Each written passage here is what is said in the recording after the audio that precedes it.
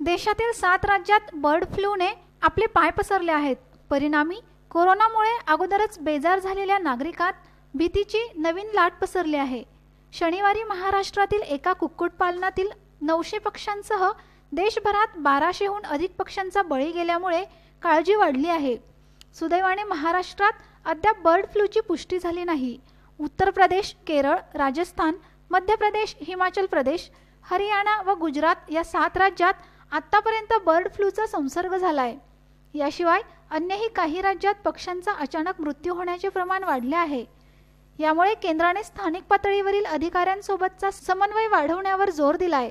या अंतर्गत पशुपालन व डेअरी विभागाने संभाव्य हॉटस्पॉटची निगराणी वाढवण्याचे निर्देश दिले। शनिवारी महाराष्ट्रातील 900 कोंबड्यांसह देशभरात 1200हून अधिक पक्ष्यांचा मृत्यू झालाय।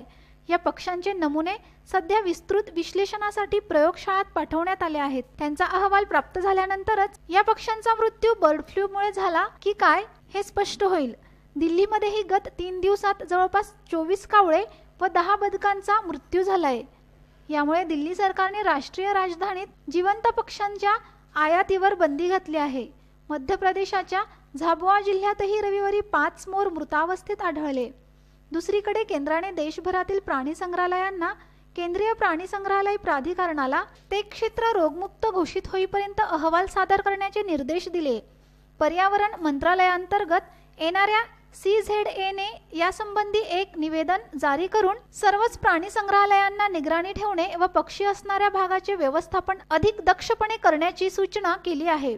प्राणी संग्रहालयातील पक्षी ठेवण्याच्या भागातील प्रवेश प्रतिबंधित करावेत। संग्रहालयात येणाऱ्या सर्वच वाहनांचे सॅनिटायझेशन केले जावे। विशेषतः संग्रहालयातील सर्वच पाणवठ्यांवर नजर ठेवून कृत्रिम पाणवठे कोरडे केले जावेत अशा विविध सूचना या प्रकरणी करण्यात आल्या आहेत।